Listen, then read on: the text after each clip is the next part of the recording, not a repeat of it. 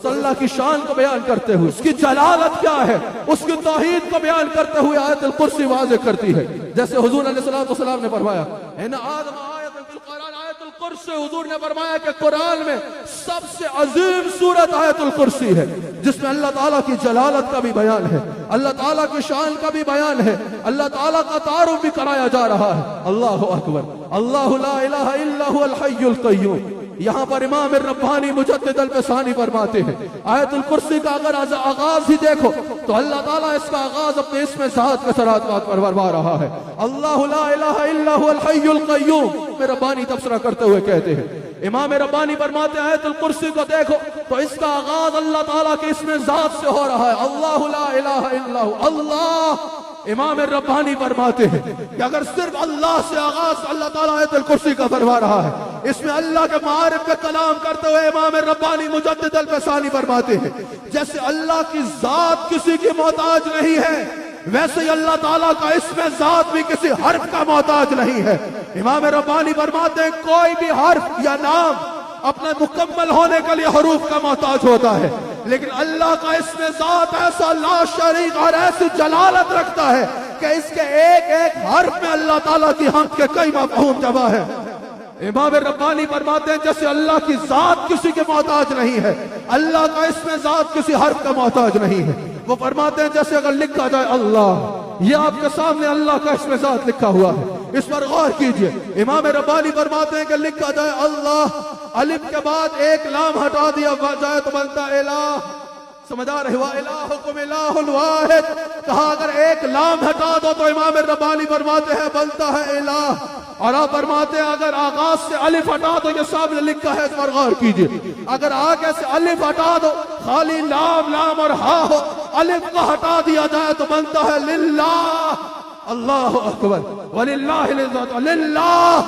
امام الربانی فرماتے ہیں کہ پہلے ایک لام ہٹایا تھا، پھر ایک الف ہٹایا تھا، اب اگر ایک الف کو بھی ہٹا دو اور ایک لام کو بھی مٹا دو تو بلتا ہے لہو ما فی السماوات و ما فی الارض، بلتا ہے لہو. اور امام الربانی میرے پیر طریقت مجدد الفسانی فرماتے ہیں الف کو بھی ہٹا دو اور دو لاموں کو بھی مٹا دو تو بلتا ہے ہوا والذی ارسل رسولہ. اور یہ ہوا بھی جا بجا اللہ تعالیٰ کے لیے استعمال ہوتا ہے. امام ربانی فرماتے ہیں اللہ تو اللہ ہے، اللہ تو لا شریک ہے، اللہ تو صمد ہے، لیکن جس کا نام بھی کسی حرف کا محتاج نہ ہو اس صاحب قدرت اور صاحب جلال کو اللہ کہتے ہیں. دونوں عالم کی حقیقت ایک پیمانے میں ہے، اللہ اللہ کا مزہ مرشد کے میخانے میں ہے. پھر اگر اس کے آگے دیکھو تو اللہ لا الہ الا ہو، وہ واحد و یکتا عبادت کے لائق ہے اور کوئی اس کے سوا الہ نہیں ہے، کوئی اس کے سوا لائق عبادت نہیں ہے. حی القیوم، الحی القیوم. حی سے مراد ہمیشہ زندہ ہے، ہمیشہ زندہ ہے اور ہمیشہ زندہ اور قائم رکھنے والا ہے. یہاں پر حی سے مراد زندہ، ہمیشہ سے زندہ ہے، ہمیشہ رہنے والا ہے. اور قیوم سے مراد حضرت قتادہ فرماتے ہیں کہ قیوم سے مراد یہ ہے کہ وہ ہمیشہ کائنات کو قائم رکھنے والا ہے، بلا توقف کائنات کے نظام کو چلانے والا ہے. وہ قائم ہی نہیں ہے صرف، بلکہ جو قائم ہے اس کی وجہ سے قائم ہے. پھر لا تاخذہ سنۃ ولا نوم، نہ اسے اونگ آتی ہے اور نہ وہ سوتا ہے، نہ اسے نیند آتی ہے. یہاں پر فرمایا اس سے مراد یہ ہے، پہلے صفات کا بیان فرمایا، اب اس کو نقص سے پاک بتایا جا رہا ہے. جب وہ سارے کائنات کو قائم رکھے ہوئے ہیں، جب وہ سب کا محافظ ہے، جب وہ سب کو زندہ رکھنے والا ہے، تو اگر ایک لمحے کے لیے بھی اسے اونگ آ جائے، ایک لمحے کے لیے بھی وہ سو جائے تو نظام کائنات برباد ہو جائے. کہا اللہ کو نہ نیند آتی، نہ وہ سوتا ہے اور نہ اونگتا ہے. کہاں پر مبصرین نے کہا تھا کہ قیومیت کا فرق نہ آئے. جب وہ قائم رکھنے والا ہے، وہ سب کی حفاظت کرنے والا ہے، اگر اس کو اونگ آ جائے تو نیند آ جائے تو لوگوں کی حفاظت کون کرے گا؟ نظام کائنات کو قائم کون رکھے گا؟ میں یہاں اپنا موبائل رکھ کے گیا، علامہ فیصل سے کہہ کے گیا کہ علامہ فیصل تم یہاں موجود رہنا، آنکھوں کو کھول کے رکھنا، میرے موبائل کی بھرپور حفاظت کرنا. میں آؤں تو میرا موبائل غائب ہو، میں جگاؤں میں کہ حضرت والا ذرا دین سے بیدار ہوئیے، میں نے آپ کے پاس موبائل رکھایا تھا وہ کہاں ہے بلا تفصیل. یہ کہ حضرت میں زندہ بھی تھا اور موجود بھی رہا لیکن موبائل غائب ہو گیا. میں کہوں گا زندہ ہونا کافی نہیں تھا, موجود ہونا کافی نہیں تھا. ایک ایک لمحہ تمہارا جاگ کے رہنا اور توجہ میں رہنا موبائل ضروری تھا. ایک لمحہ بھی تمہاری توجہ ہٹتی تو موبائل غائب ہو جانا تھا جیسے ہو گیا. اللہ تعالیٰ فرماتا ہے لا تأخذہ سنۃ ولا نوم, نہ اسے اونگ آتی ہے اور نہ نیند آتی ہے. اگر یہ کائنات جاری ہے تو اس کو قائم رکھنے والا سنیو ہاتھ اٹھا کے بولو کون ہے؟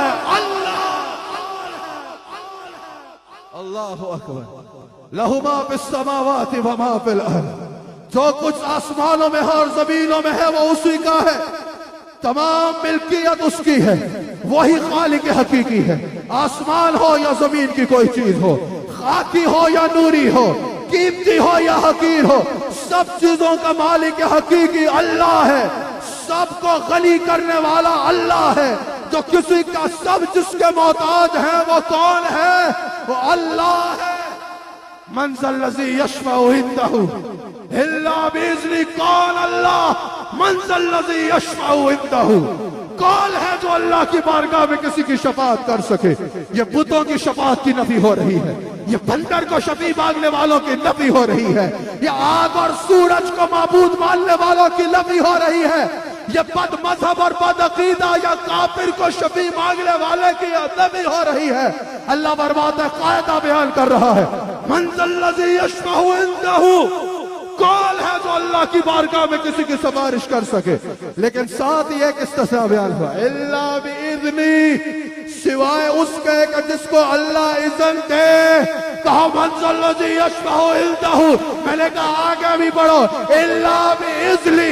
کہا کیا کہنا چاہ رہے ہو؟ میں نے کہا جیسے بتوں کی شفاعت کی نفی بھی بال ہے ویسے ہی محمد رسول اللہ کی شفاعت پر ایمان بیان ہے, سوائے اس کے کہ جس کو وہ اجازت دے. کوئی تقریر میں میرے کھڑے نہیں ہوگا سوائے انتظامیہ کے جنہوں نے مہمانوں کو استقبال کرنا ہو. پتہ چلا اب انتظامیہ استقبال کرے گی, یہ واضح کر دیا گیا.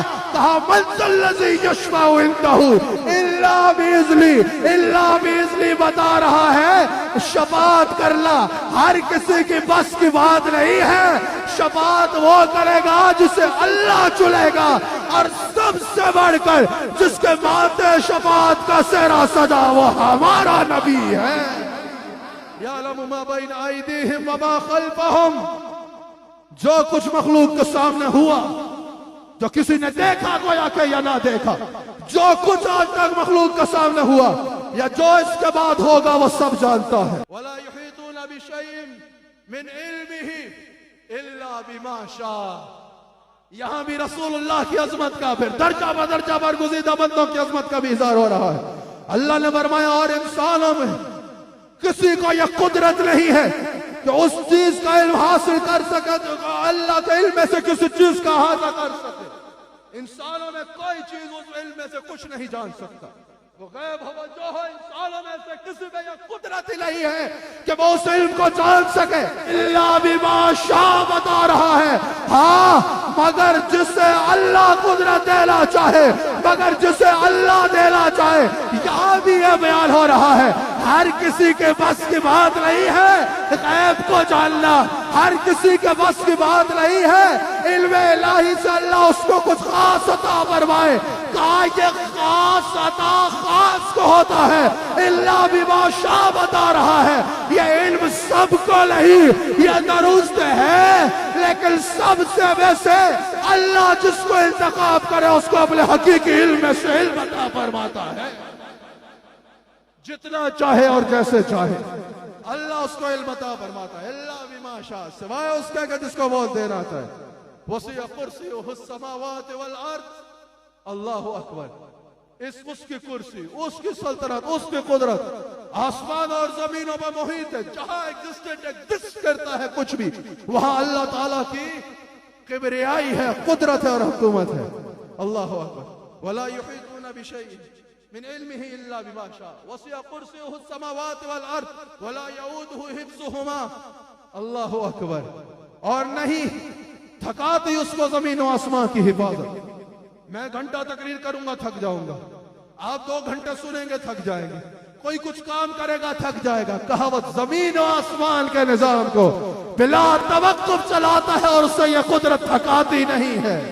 وَلَا يَعُودُهُ حِفْظُهُمَا وَهُوَ الْعَلِيُّ الْعَظِيمُ, اور وہی بلند و برتر ہے اور بڑی عظمت والا